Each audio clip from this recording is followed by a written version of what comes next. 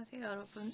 오늘은 수업하기 전에 한 가지 질문 사항에 대해서 답을 공지하고 시작할까 합니다. 한 학생이 지금 보는 이 두 가지 질문을 했는데 다른 학생들도 궁금해할 사항인 것 같아서 수업 시작하기 전에 설명을 하고 시작하도록 하겠습니다. 첫 번째는 미니 프로젝트의 듀데이트와 평가 항목이 있나요? 이렇게 질문을 했는데 미니 프로젝트는 지금까지는 미션 제로만 줬죠. 미션 제로에서는 각자 어떤 데이터 분석을 할지 데이터 분석에 대한 질문 주제를 선정을 하고 그 다음에 그 문제를 해결하는 데 있어서 데이터 소스를 찾아서 명시를 하라가 미션 제로의 내용이었습니다. 뭐 그렇게 미션이 주어질 때마다 앞으로 4차 각각 미션에 대해서 제출 기한을 그 미션 어사인 할 때 함께 제시할 예정입니다. 그러니까 뭐 그때그때 미션 주어질 때마다 기한을 확인을 하면 되고요. 평가 항목 같은 경우에 사실 지금 이 과목이 첫 번째 오픈이 된 과목이어서 커리큘럼을 어찌 보면 만들어 가고 있는 중이기 때문에 그 앞으로 나올 미션에 대해서 미션 제로 같은 경우에는 학기 초부터 어떤 문제를 해결할지를 고민을 시작하라는 의미에서 부여한 거였기 때문에 제출 여부를 체크하는 것 외에는 따로 이밸류에이션 하지 않았습니다. 하지만 미션 1부터는 과제 주면서 평가 항목에 대해서 함께 공지를 하도록 하겠습니다. 두 번째 질문은 미션 제로의 처음 프로포절은 공공 데이터를 기반으로 작성을 했는데 혹시 기업체 데이터를 활용해도 될까요? 였는데요. 개인적으로 입수 가능한 데이터 있으면 종류에 상관없이 활용하면 됩니다. 단지 어디서 가져온 데이터를 오픈하는데 법적인 소지가 있다라던가 퍼블릭하게 오픈되지 않는 데이터에 대해서 나중에 문제가 된다던가 그럴 거리가 없으면 어떤 데이터든 활용해도 상관이 없습니다. 그 다음에 프로포절하고 지금부터 해서 계속 진행이 되면서 개별적으로 선정했던 주제나 분석 데이터의 대상이 변경이 되어도 상관없습니다. 각 단계에서 내가 요구하는 액티비티만 제대로 잘 수행이 됐는지 각 액티비티마다 그 평가 항목에 대해서 안내를 할 거니까 지난번에는 날씨 데이터 했는데 다음번엔 인구 데이터 할 거고 이렇게 바뀌는 거에 대해서 왜 이렇게 바꾸냐 이런 거에 대해서 내가 뭐라고 하지 않을 테니까 각자 진행돼 가면 스케일을 업을 시킬 수도 있고 그 다음에 좁힐 수도 있겠죠. 그거는 개인적인 역량이나 문제 해결해 가면서 개인적으로 수정 가능합니다. 그 다음에 한 가지 부탁할 거는 지금 같은 이런 과제나 아니면 강의 내용과 관련된 질문은 사이버 캠퍼스에 보면 질의응답란에 해주면 좋겠어요. 왜냐하면 여러분이 질문하면 내가 거기다 답을 달 수가 있는데 질문을 개인적으로 한 내용을 내가 거기다가 질문으로 포스팅을 할 수는 없게 돼 있어요. 그래서 공지사항에 따로 하면 또 안 볼 수도 있고 그러니까 어쨌거나 개인적으로 출결 관련했거나 아니면 조기 졸업을 한다거나 그런 개인적인 사항 외에 나머지 질문들은 질의응답란에 포스팅을 해주면 거기에 내가 답을 달고 그러면 당연히 이렇게 익스플리시트하게 얘기하지 않아도 공지가 될 것 같아서 시간을 좀 줄일 수 있지 않을까 합니다. 자, 이제 이번 시간부터는 말로 하는 거 말고 이제 슬슬 뭔가 구현을 할 그런 환경을 구축을 하려고 하는데 일단은 첫째 주에 어느 정도 얘기를 했지만 첫 번째 페이지에서는 일단 그 하드업 환경이 아니라 여러분들이 각자 가지고 있는 스탠드얼론 환경에서 그냥 단일 PC 환경에서 실제로 개발 환경 구축을 하고 그 위에서 간단하게 데이터를 분석을 하고 데이터 비주얼라이제이션까지 하는 그 예제들을 2개 정도 따라갈 예정입니다. 그래서 따라간 이후에 그러니까 이번 주, 다음 주 그렇게 예제를 따라서 한번 워밍업을 하고요. 거기 있는 예제를 참조를 해 가면서 본인들이 풀려고 하는 문제에 대한 답을 이번 주, 다음 주, 그 다음 주죠. 그 다음 주에 1주 동안 시간을 줄 테니까 각자 본인이 풀려고 하는 문제에 대한 해답을 찾아서 비주얼라이제이션 하는 것까지가 이제 미션 1이 되겠죠. 뭐 그렇게 진행이 될 예정인데 일단은 개발 환경을 해야 되는데 첫 번째가 아나콘다 환경에서 진행을 할 예정이에요. 그래서 아나콘다를 설치를 하면 되는데 설치 사이트는 여기고요. 뭐 www.anaconda.com에 가서 다운로드 해당 뭐 아마 이 상단에 이쯤 이제 다운로드 버튼이 있었던 것 같은데 다운로드 버튼 클릭하면 둘 중에 하나 고르라고 얘기를 해요. 요즘 파이썬 3점대를 사용을 하고 있기 때문에 파이썬 3점대 선택을 하고 그 다음에 한 가지 체크해야 될 거는 디폴트로 뜨는 게 가운데 있는 맥OS 환경으로 뜨게 돼 있어요. 그래서 본인이 윈도우면 윈도우 클릭해서 여기에 윈도우스 인스톨러인지 확인을 하고 맥OS면 맥OS 인스톨러인지 확인을 하고 다운로드를 받아서 설치를 하면 되겠죠. 그 다음에 설치하는 동영상 유튜브에서 찾아봤더니 기억이 한 4분 정도 되는 것 같은데 이 동영 안 보고 깔아도 디폴트로 깔면 되기 때문에 별 문제는 없지만 일단은 여기 그 유튜브 동영상을 잠시 보고 그 다음에 설치를 하면 되겠습니다. 자, 그 다음에 아나콘다를 설치를 하면 아나콘다 환경 안에 여러 가지 그 개발과 관련된 컴포넌트들이 같이 인스톨이 되게 됩니다. 그래서 사실 아나콘다 좀 무거운 편이어서 학생들 PC 사양이 좀 낮으면 아나콘다 실행한 이후에 좀 느려질 수가 있어요. 그래서 뭐 어쩔 수가 없는 부분이고 그 다음에 아나콘다 하면 포함되어 있는 컴포넌트 중에 하나가 이제 주피터 노트북이란 게 포함이 됩니다. 주피터 노트북은 쉽게 말해서 이제 파이썬 인터프리터를 에디팅을 하고 그대로 러닝을 시킬 수 있는 환경이라고 보면 되죠. 그래서 뭐 일종의 라이트한 아이디라고 볼 수 있는데 그 노트북 사용 방법을 내가 이렇게 슬라이드 올 일이 다 만들 필요가 없을 것 같아요. 보니까 유튜브에 뭐 그런 설명을 해놓은 사람들이 많고 몇 가지 내가 보다가 뭐 분량이나 생각해 봤을 때 여기 주소에 있는 그 동영상 괜찮을 것 같아요. 그 다음에 뭐 앞에서 봤던 그 아나콘다 설치 동영상이랑 주피터 노트북에 대한 사용법에 대한 간단한 튜토리얼 동영상 같이 링크 걸어서 온라인 강의 차시에 포함시켜 놨으니까 일단 여기까지 보고 그 다음에 그 동영상 두 가지를 본 다음에 뒤로 진행을 하도록 해주세요. 이거를 깔지 않고 뒷부분을 봐서 해결이 안 나니까 첫 번째 아나콘다 설치 동영상 보고 아나콘다 설치한 이후에 주피터 노트북 사용법 봐서 주피터 사용법 튜토리얼에 그 영상에 나오는 대로 뭐 여러 가지 몇 가지 기능을 사용해보고 그 다음에 다음 슬라이드로 진행을 해주기 바랍니다.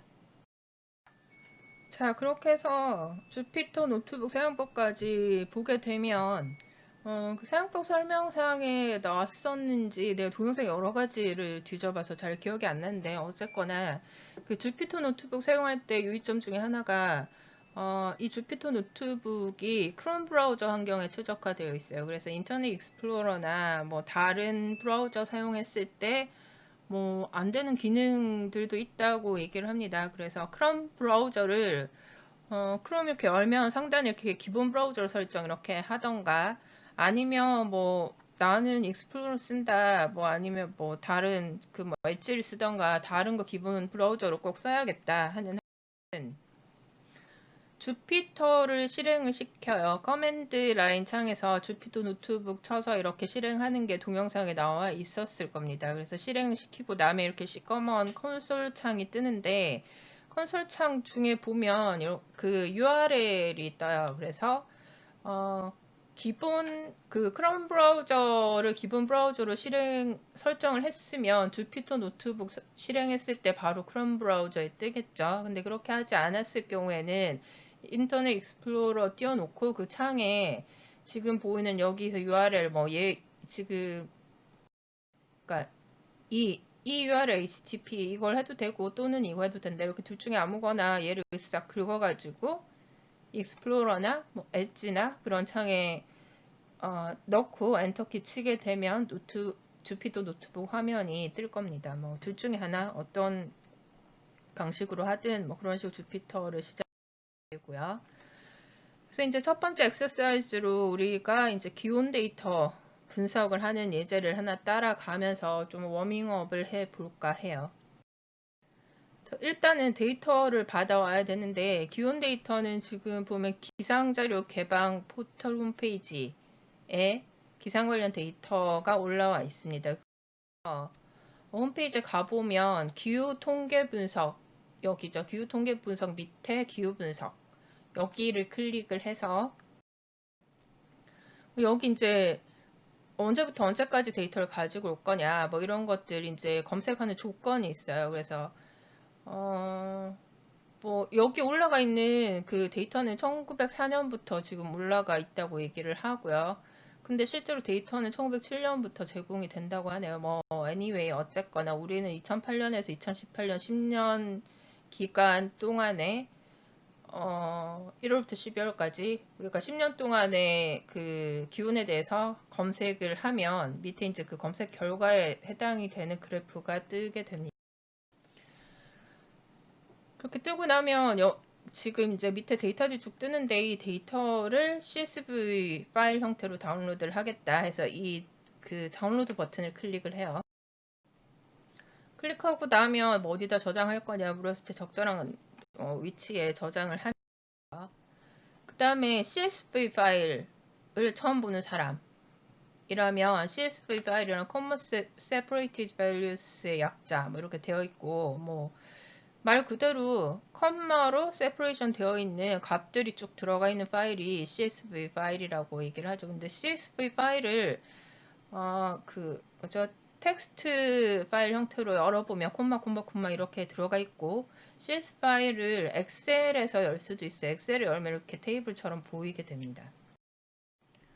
여기 나오네요. 이제 연결 프로그램에서 메모장으로 열어보면 아까 봤던 그 엑셀 파일로 열었을 때 각 컬럼들이 지점번호, 지점에 여기 이제 헤더에 해당이 되죠. 첫 번째로는 헤더에 해당이 되고 지점번호 108이고 지점명 서울이고 이렇게 쭉쭉 이제 콤마로 세퍼레이션이 되어 있는 밸류들이 리스트업이 되어 있는 파일, CSV 파일이다라는 거죠. 그래서 뭐 어디서 데이터를 가지고든 간에 뭐 제이슨 알고 있는 사람 제이슨 쿠킹 뭐 매니지먼트 할 수 있는 사람 제이슨을 해도 되는데 지금 기본적으로 이번 학기에 나랑 같이 하면서 CSV 파일 가지고 매니지먼트 하는 걸로 예제가 쭉 뒷부분도 만들어졌기 때문에 CSV 파일 형태로 데이터 리소스에 접근을 해서 다운로드를 받은 다음에 뭐 그럼 일단 우리가 데이터를 획득을 하게 되는 거죠.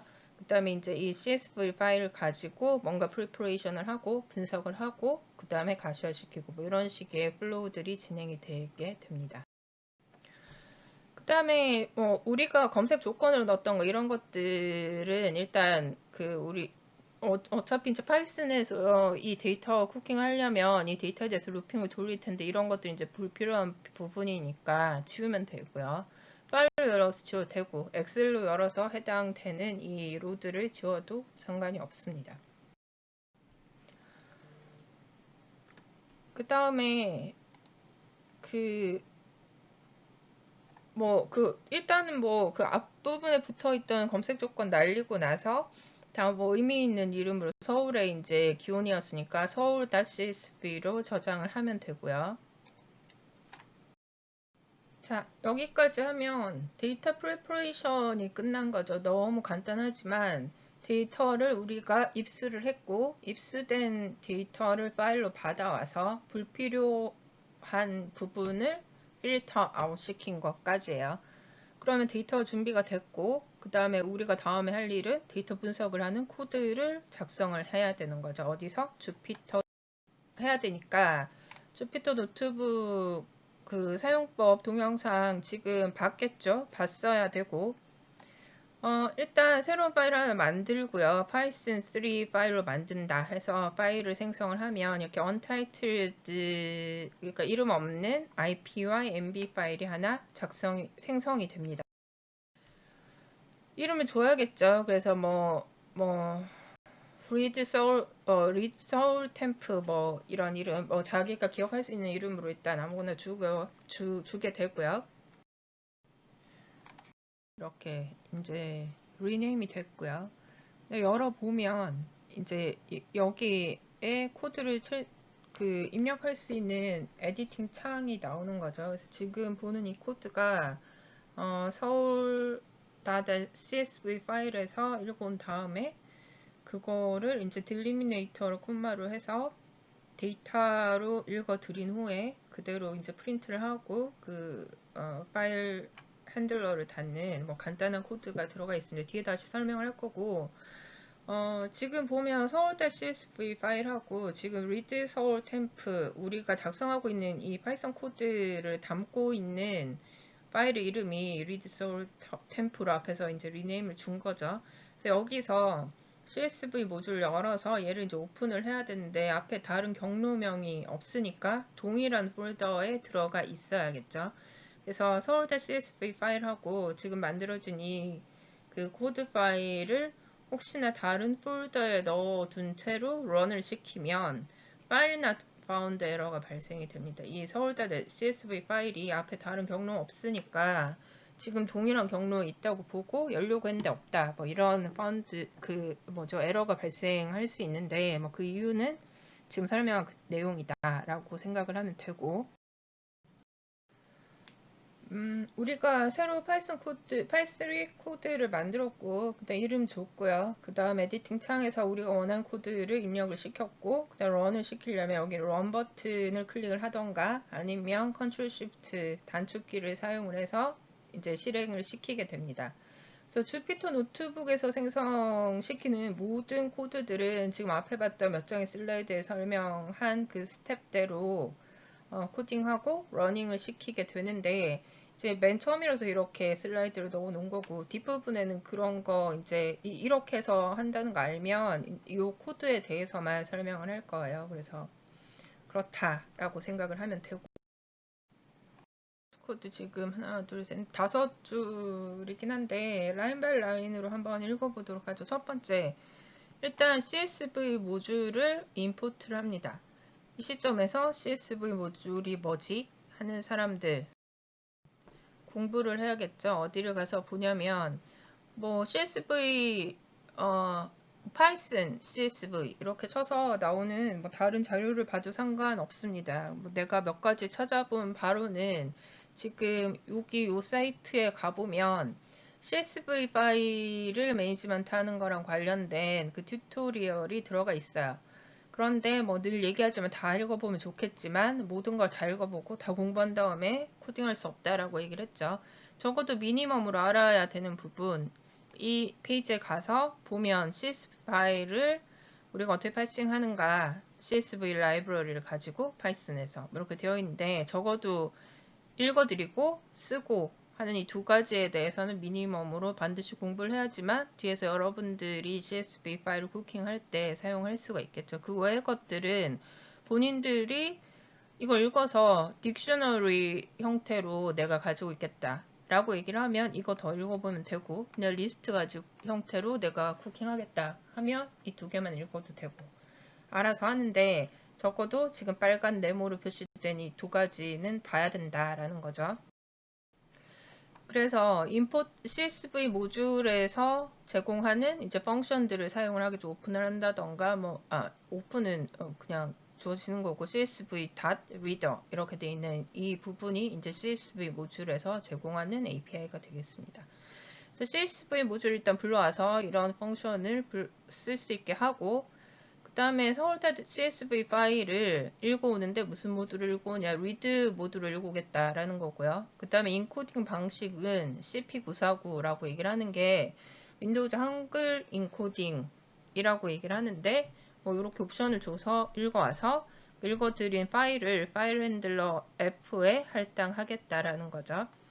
그 다음 라인에서 이 그 파일 핸들 F를 CSV 모듈에서 정의 리더 함수에 전달을 하는데 이때 데이터를 CSV 그 여기서 객체를 하나 생성을 하는 거죠. 리더 객체를 생성을 해서 얘를 데이터에다가 데이터라는 베리어블에다 어사인을 하는 겁니다.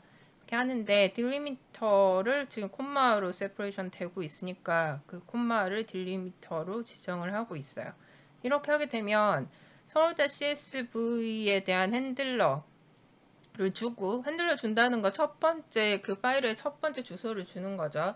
그래서 리더가 쭉 읽어 드리는데 딜리미터 단위로 끊어가면서 데이터를 인식을 해서 이 데이터라는 객체에다 할당을 하게 되고 그 다음에 데이터를 프린트를 하고 클로징을 하게 돼 있어요. 근데 이렇게 봐서 이게 파일이 이렇게 넘어갔으니까 얘를 데이터한테 넘겼고 얘를 찍으면 파일의 내용이 쭉 찍히겠지 생각을 하겠지만 그렇지가 않죠. 프린트 데이터 얘기를 하면 이 데이터 자체 얘 자체가 객체고 이 데이터라는 객체에 대한 주소가 찍혀요. 그래서 CSV.reader 오브젝은 어디 있냐면 이 주소에 있다 라는 게 이 네 번째 라인 프린트 데이터의 결과라는 거죠.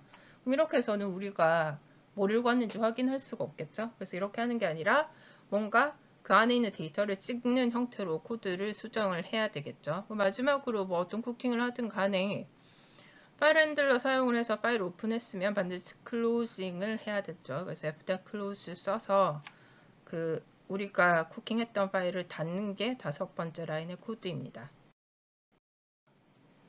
서울대 CS 파일에 그 파일 자체를 가리키는 그 객체의 주소를 떡하니 찍는 게 아니라 이 파일에 들어가 있는 내용을 이제 프린트하도록 코드를 수정을 해 놓은 상태죠. 읽어보면 다루면 똑같고 데이터라는 파일에 이터레이터 로우를 가지고 폼은 돌리면서 열 단위로 찍고 있어요. 로 단위로 이렇게 쭉쭉 찍는다라는 거죠. 이렇게 찍었을 때 지금 찍힌 거 첫 번째 헤더가 찍혔고요. 그 다음에 우리가 아까 CSV 파일 열어봤지만 그 앞에 있던 검색 조건 빼고 얘가 첫 번째 행이었죠. 그래서 얘 첫 번째 행이 찍혔고 그 다음에 데이터들이 이제 쭉 찍히고 있는 거를 볼 수 있어요. 여기서 확인할 그 사항이 하나 뭐냐면 이게 지금 이렇게 뭐라죠 이렇게 그 브레킷이 각진 그 브레킷이 사용이 되고 있는데 이렇게 묶여있다는 소리는 이 한 라인이 리스트 타입이라는 얘기죠. 그래서 우리가 얘를 이렇게 잘라가면서 뭔가 데이터에 대한 매니지먼트를 하고 싶다 할 것 같으면 인덱싱이나 슬라이싱을 사용을 해서 얘들의 각각의 항목에 대해 우리가 억세스 할 수 있겠구나 라고 생각할 수 있어야겠죠.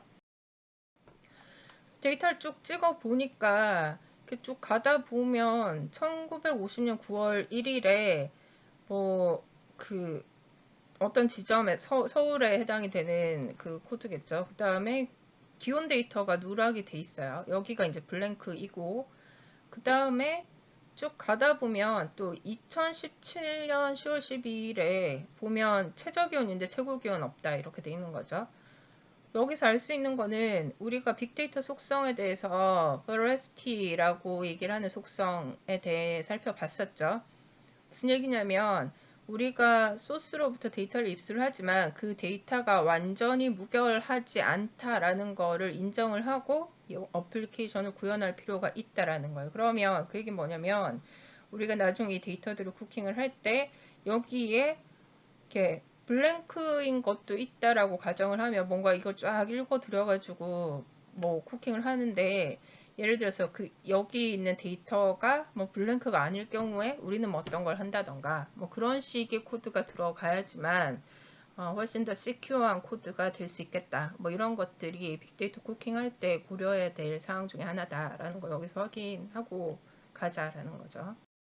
자, 특별한 행위 하나 있죠. 헤더가 있어요. 그래서 데이터의 헤더를 그 데이터의 다른 로드들이랑 똑같이 취급을 해서 본문을 돌리거나 뭐 그러진 않기 때문에 대부분의 경우에 헤더를 따로 저장을 해둘 필요가 있겠죠. 그럼 헤더를 어떻게 그 추출해서 저장을 하느냐의 예제 코드라고 볼 수 있습니다. 데이터를 이 파일을 열고요. 그 다음에 next 함수를 호출을 합니다.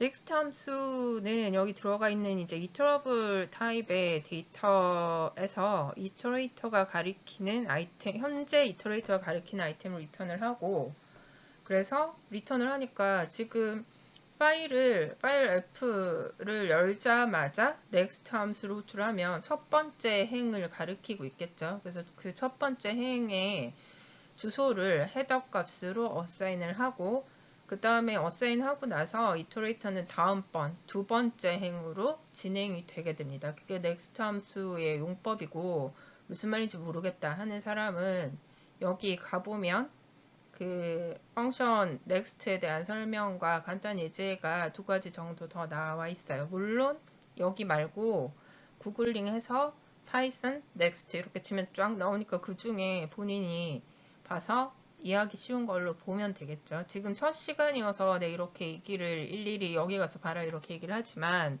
다음부터 이제 소스 코드 읽을 때 뭐 기본적인 파이썬 펑션이나 이런 것들에 대해서 별로 이렇게 자세히 설명을 해주지 않을 거예요. 여러분들이 쭉 봐서 뭐 읽어봐서 다 이해가 가는 사람 그대로 진행을 하면 되고, 그 다음에 여기서 예제 코드를 봤을 때 모르는 펑션들이 나오면 그 펑션들 구글링해서 이해하고, 그래야 본인들이 본인의 어플리케이션을 구축을 할 수가 있겠죠. 그래서 헤더는 이런 식으로 빼낸다라는 거죠. 그러고 나서 프린트를 시켜보면 헤더가 이렇게 쭉 찍히겠죠. 그러고 나서 파일 클로징 하고, 그 다음에 그렇게 헤더를 따로 뽑고 나서 이번엔 헤더 말고 나머지 한 행을 출력을 하는 예제 보고 있습니다. 그래서 헤더는 여기다 저장을 시켜놓고 next 펑션을 콜했으니까 이미 이터레이터의 위치는 두 번째 행을 가리키고 있는 상태다라는 거죠.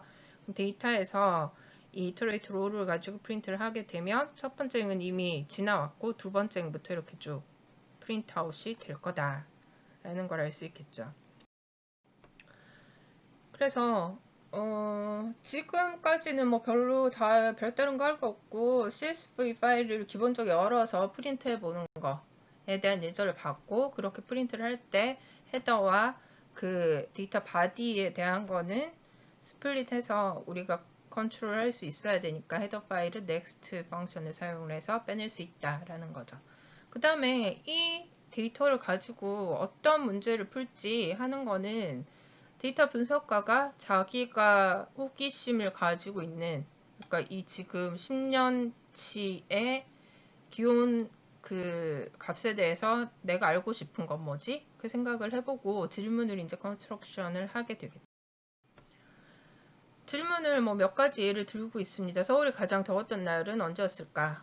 그럼 얼마나 더웠을까? 뭐 그다음에 일교차 가장 큰 시간 언젠가? 뭐 쭉쭉 이렇게 나와 있는데, 이런 질문들 몇 가지 작성을 하고 리파인하는 단계를 거쳐서 본인이 데이터 분석을 하고자 하는 질문을 셀렉션을 한다라는 거죠. 그래서 여기에서는 기상 관측을 한 이래로 서울의 최고 기온이 가장 높았던 날은 언제였고 또 몇 도였을까를 우리가 데이터 분석을 통해서 답을 내겠다라고 질문을 리파인을 한 상태다라는 거죠. 그러면 이 질문에 대한 답을 찾을 때 우리가 필요로 한 데이터는 뭐죠? 날짜. 그 다음에 서울이라고 우리가 이미 읽어오는 순간에 지점을 그 핀을 꽂았어요. 서울의 데이터로. 그래서 가지고 온 게 다른 쪽의 데이터 가지고 온 게 없죠. 그 다음 최고기온 데이터만 찾으면 되니까 평균이랑 최저기온 상관없고 최고기온, 그러니까 날짜하고 최고기온만 우리의 관심사에 해당이 되는 데이터다 라고 알 수 있고요.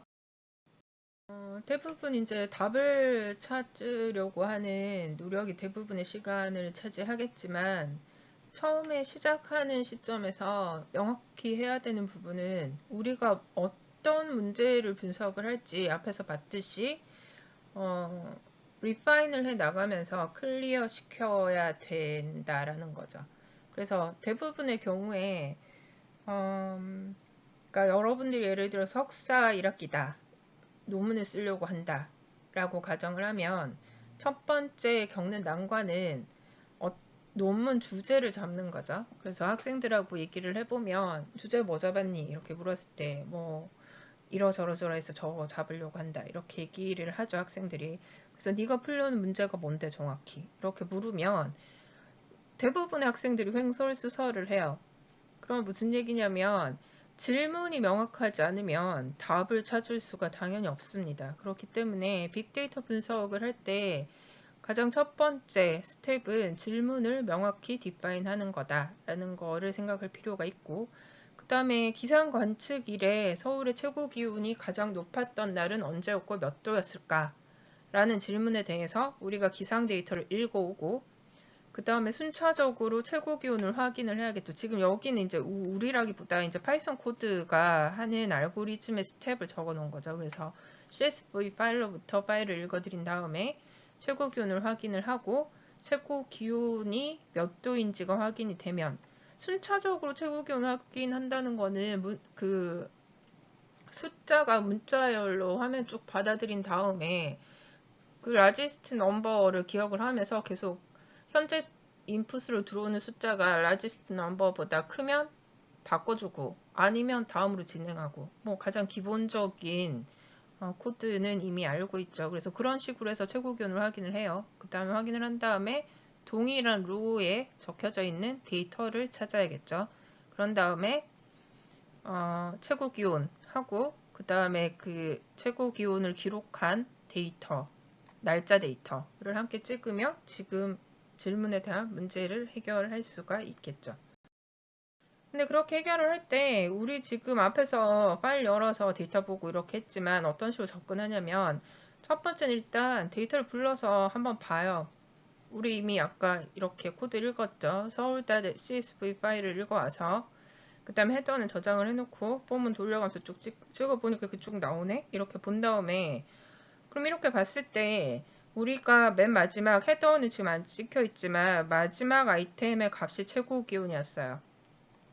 그러면 이 최고 기온, 그 일별 최고 기온에서 뭐 아까 10년간이었나요? 뭐 하여간 듀레이션 줬을 때 최고 기온 값을 찾으려면 첫 번째 해야 되는 일이 뭘까 생각을 해보면, 지금 이 데이터 봤을 때 이렇게 얘 데이터 타입이 뭐죠? 얘 전체 리스트고, 그 다음에 각각의 아이템들이 스트링이에요. 지금 얘는 숫자가 아니라는 거죠. 그럼 우리가 최고 기온 찾으려면 얘가 얘보다 크니? 얘가 얘보다 크니? 뭐 이렇게 질문을 해야 되는데, 비교원 산자 사용하려면 얘가 스트링이면 안 되는 거죠. 그러니까 얘를 숫자로 바꿔야 되는데, 지금 이 그 최고 기온 보니까 플로팅 넘버, 플로팅 파트를 가지고 있죠. 소수점 이하 파트를 가지고 있으니까 여기 있는 마지막 이 데이터 아이템에 대해서 이 데이터 아이템의 타입을 플로팅으로 바꿔야겠구나를 생각을 할 수 있어야 된다라는 거죠. 그래서 다음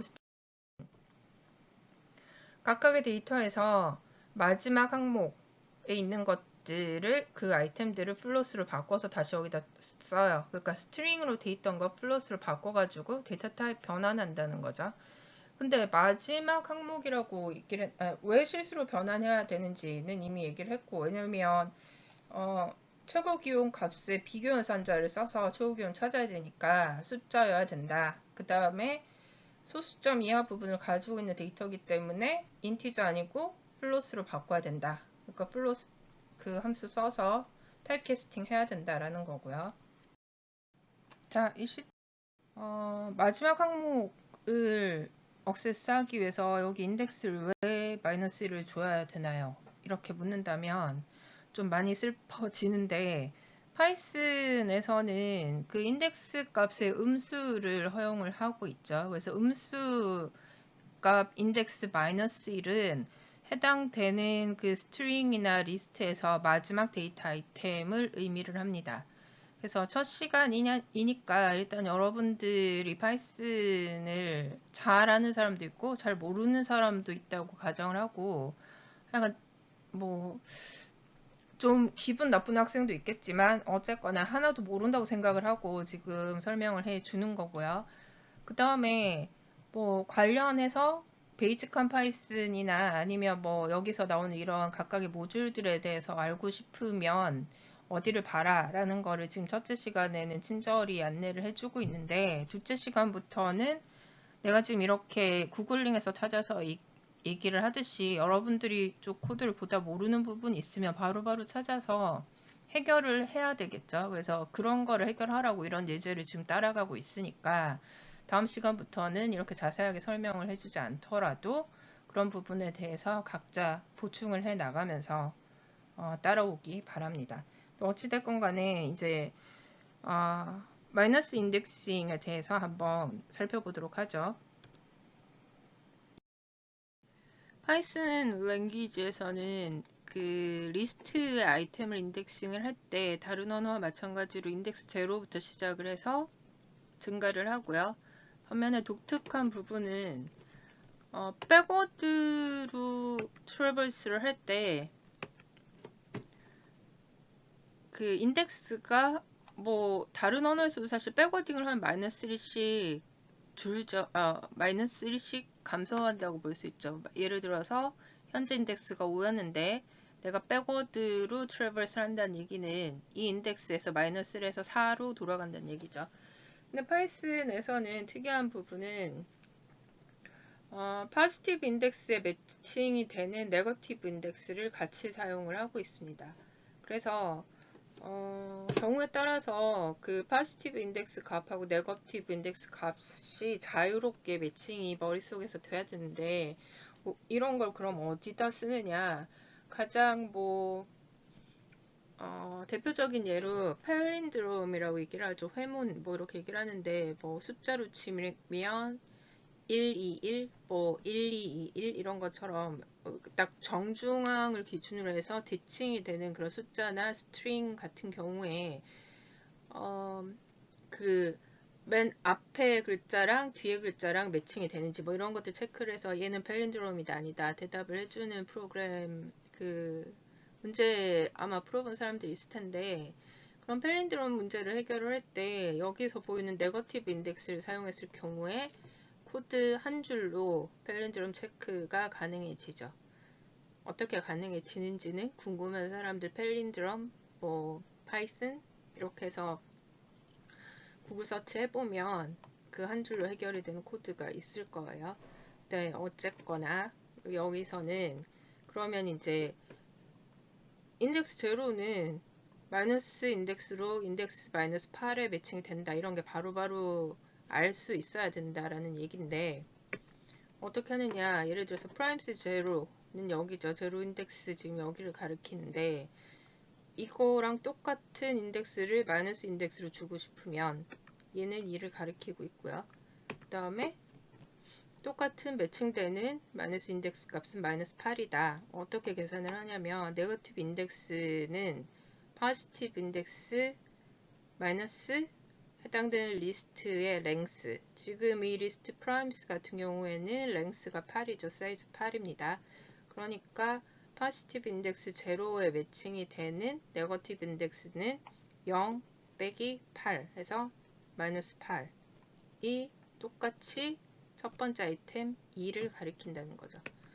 하나 더 해보면 프라임스 at index 2는 세 번째 아이템이죠. 이 세 번째 아이템 5는 똑같이 마이너스 인덱스를 써서 표현을 하고 싶다 했을 때 네거티브 인덱스는 2 빼기 length of list 8 마이너스 6이죠. 그래서 primes at 마이너스 6 인덱스가 똑같이 이 5라는 숫자를 가리키게 된다라는 거죠.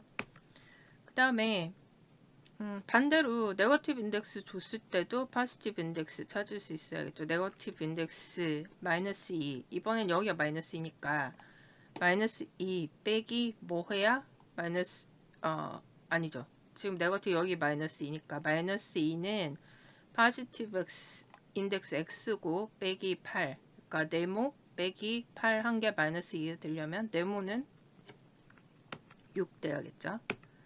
그래서 프라임스의 6은 프라임스의 인덱스 마이너스 2와 똑같이 이 일곱 번째 아이템 17을 가리킨다라는 거죠. 그래서 앞에 코드에서 봤던 마이너스 1이라고 얘기를 하는 거는 뭐 하나 딱 외워야 될 거는 해당된 리스트에서 맨 마지막 아이템은 마이너스 1 인덱스로 지칭할 수 있다라는 거예요.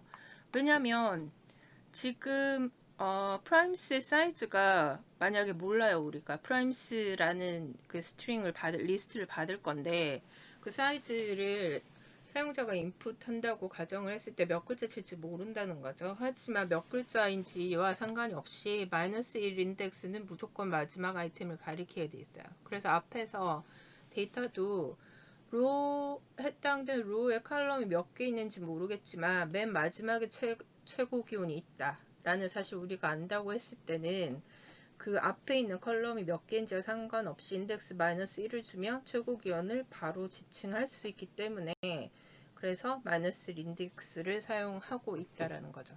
얘는 왜 마이너스 1, 그러니까 마지막 아이템을 왜 마이너스 인덱스 1로 잡고 있느냐 라고 묻는,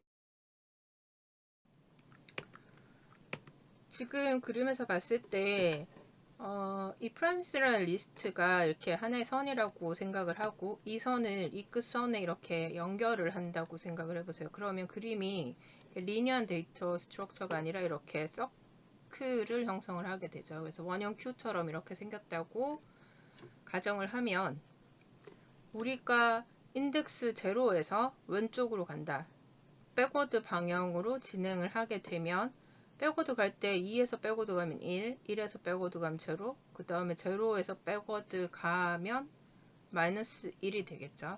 그래서 우리의 현재 위치가 여기라면, 여기서 포워드 방향 말고 백워드로 트래버스를 했을 때 인덱스 값을 마이너스 1을 하게 되고, 그 다음 파이썬에선 네거티브 인덱스를 허용을 하기 때문에 마이너스 1이 된다는 거죠. 그래서 마지막 아이템의 인덱스 값은 그 사이즈 마이너스 1에 해당이 되는 포지티브 인덱스로 지칭할 수 있지만, 사이즈에 상관없이 우리가 마지막 아이템을 지칭하고자 할 때는 파이썬에서 무조건 인덱스 마이너스 1을 주면 마지막 아이템을 지칭을 할 수 있다 라는 편리함이 있기 때문에 사용을 한다라고 볼 수 있고요. 그 다음에 계속해서 왼쪽으로 진행이 되면 이제 여기서부터 이렇게 쭉 진행이 되는 거죠. 이 그림에서 이렇게 돌아가는 거니까 마이너스 2, 마이너스 3 이렇게 쭉쭉 마이너스 1씩 변경이 되고, 근데 지금 이 시점 3바퀴 다 돌고 마이너스 1씩 가면 된다고 했지, 이렇게 생각하고 신나게 이제 마이너스 1 가니까 마이너스 9 인덱스 이렇게 하게 되면 에러가 발생이 되죠. 어떤 에러가? 인덱스 에러, out of range 에러가 발생되게 됩니다.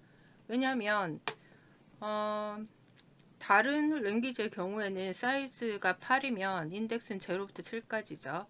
인덱스가 0보다 크거나 같고 그 다음에 사이즈보다 작아야 돼요. 그런데 파이썬에서는 마이너스 인덱스 허용을 하니까 우리가 봤듯이 그 인덱스 레인지가 랭스보다는 작고, 랭스에 마이너스 값을 붙인 것보다는 크거나 같아야 되죠. 마이너스 9는 이 레인지에서 벗어나기 때문에 존재할 수 없는 인덱스죠. 현재 프라임스라는 리스트에서. 그래서 인덱스 에러가 발생되게 된다라는 거죠. 그래서 뭐 이 정도가 이제 그 파이썬에서 유니크하게 사용하고 있는 네거티브 인덱스에 대한 내용이었습니다. 다시 풀도 문제로 가기 전에 한번 더 체크를 해보죠. 그래서 읽을 수 있는지 우리가 마이너스 인덱스로, 지금 예제 코드 같은 경우에 리스트가 있고요. 숫자 5개가 들어가 있는 A라는 리스트가 있습니다. 여기서 랭스만큼 쭉 찍으면 10, 20, 30, 40, 50 이렇게 i가 이터레이터가 0부터 쭉 증가를 하게 될 거니까 이렇게 순차적으로 찍히게 될 거고요. 근데 얘를 반대로 찍고 싶다 라고 가정을 하면 어떻게 시작하면 되죠? 레인지를 마이너스 1부터 시작을 해서 마이너스 5까지 진행이 되고, 그 다음에 백워딩 방향 마이너스 1씩 감소를 해요. 그럼 마이너스 1부터 시작을 한다는 이 마이너스 1은 마지막 아이템을 표시를 하죠. 50부터 계속해서 이 이터레이션 돌면서 마이너스 1씩 인덱스가 마이너스 1씩 증가한다고 해요. 1씩 감소하니까 1씩 빼라는 얘기니까 마이너스 1 인덱스, 마이너스 2 인덱스, 마이너스 3, 마이너스 4, 마이너스 5까지 찍고, 그 다음에 엑시트 하는 조건이 인덱스가 마이너스 6일 때니까 당연히 마이너스 5까지 찍고 마이너스 6 될 때 이 포문을 탈출을 하겠죠. 그래서 거꾸로 백워드로 리버스로 찍히는 효과를 주고 싶다 하게 되면 레인지 함수에 이런 파라미터를 주면 된다. 뭐 이런 것들이죠. 그래서 뭐 굳이 항상 마이너스 인덱스 쓸 필요는 없는데 뭐 이렇게 딱 써서 이 사이즈에 상관없이 마지막 아이템을 마이너스 1 인덱스를 지칭할 수 있다라던가 펠린드럼 체크를 한다라던가 몇 가지 유용한 포인트들이 있습니다. 그래서 그런 것들을 위해서 파이썬에서 제공하고 있는 유니크한 포인트 중에 하나니까 기억해 주는 게 좋겠죠. 다시 그래서 우리가 풀던 문제로 돌아가 보죠. 왜 실수로 변환해야 되냐?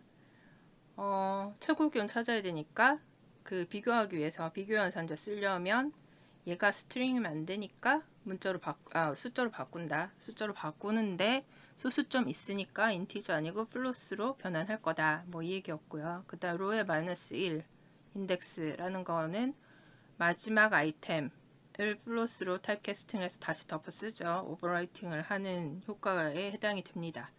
여기까지 코드를 살펴봤고 그 다음에 여기까지 이해를 했다고 여러분들이 이제 해야 될 일이 과제로 나갑니다. 원래 줬던 문제에서 최고 기온과 최고 기온이었던 날짜를 찾으라 라고 얘기를 했죠. 그래서 아까 찾아본 부분은 최고 찾는 거 직전까지의 코드가 있는 거예요. 그러면 각 그 로에 마이너스 1 인덱스에 있는 플롯 타입의 값들을 비교를 해서 최고 기온을 일단 찾고 그 최고 기온이 속한 로에 해당이 되는 데이트를 찾아서 그 두 가지를 다 찍으면 되겠죠. 그래서 지금 사이버 캠퍼스에 아마 이 과제가 올라가 있을 거고요. 그런데 원래는 그 아까 맨 처음에 봤던 것처럼 그 공공 포털 데이터에서 CSV 파일을 다운받아서 앞부분에 있던 거 텍스트 날리고 뭐 이렇게 해야 되겠지만 그 과정 중에서 뭔가 에러가 있으면 여러분이 코딩은 잘 했는데도 안 돌 수가 있겠죠. 그래서 앞부분에 그 파일 뭐 익스포트 해가지고 가지고 와서 그 앞에 그 검색 조건 날리고 그거는 혼자서 연습을 한번 해보고 그 다음에 지금 스텝 3번에 해당이 되는 코드를 작성을 할 때 읽어오는 파일은 사이버 캠퍼스에 어태치해 놓은 서울.뭐 CSV 파일 이 파일 그대로 그냥 다운받아서 그 똑같은 동일한 파일 가지고 코딩을 진행을 하면 되겠습니다. 그래서 그 작성한 코드를 제출을 하면 되겠죠. 그래서 뭐 자세한 디렉션이랑 듀데이트에 대해서는 사이버 캠퍼스에 공지해 놨으니까 듀데이트는 다음 수업 시간 시작 전까지 제출하면 돼요.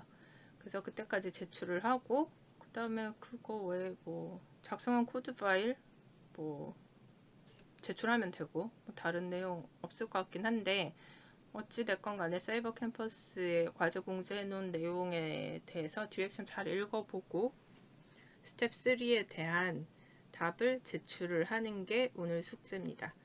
그럼 다음 시간에는 지금 이렇게 그 날씨 데이터 가지고 작업하고 있는데 그 찾아 검색된 결과를 어떤 식으로 그래프로 시각화하는지 연습하는 게 다음 주의 내용이고요. 그 다음에 한 가지 혹시나 해서 하는 얘긴데 지금 내가 이 내용들은 어차피 시중에 팔고 있는 책에 들어가 있는 챕터들을 내가 구성을 해서 집어넣은 내용이에요. 그래서 맘먹고 찾자 치면 지금 스텝 3의 코드를 찾을 수가 있겠죠. 하지만 그거를 보고 그대로 카피를 해서 제출을 하면 내가 그거를 뭐 그 체크를 해서 뭐 치팅을 잡아내지는 않을 거예요. 왜냐하면 코드가 너무 단순하기 때문에 치팅 안 하더라도 거의 비슷하게 나오는 거라서 그렇게 하진 않겠지만 문제는 기말고사 칠 때 지금 보는 것처럼 이런 문제 그 대상이 되는 데이터 소스를 줄 거고 그 다음에 분석하라는 질문을 줄 텐데 이제 오늘부터 이제 과제들이 뭐 소소하게 나갈 거예요. 그런 과제들을 혼자서 해결을 하지 못하면 기말고사에서 빵점에 가까운 점수를 받을 수가 있겠죠. 그러니까 뭐 공부는 본인들이 하는 거니까 내가 치팅을 하자 치면 잡을 방법은 없고 치팅을 잡을 생각도 없어요. 그걸 뭐 일일이 비교해 봤자 너무 짧은 코드라서 다 비슷비슷하기 때문에 각자 양심에 맡기고, 그 다음에 뭐 이거를 카피를 해서 제출을 하면 기말고사 점수를 보장을 할 수가 없다 라는 얘기만 하겠습니다. 뭐 일단 열심히 공부하라고 하는 얘기니까, 여튼 앞에 나왔던 소스코드를 한 번씩 다 돌려보고, 그 다음에 지금 이 부분은 소스코드 몇 줄만 더 적으면 해결이 나는 거죠. 그래서 뭐 시간 많이 걸릴 것 같지 않으니까 다음 수업 시간 시작 전까지 제출하도록 하기 바랍니다. 오늘 여기까지 수업하겠습니다.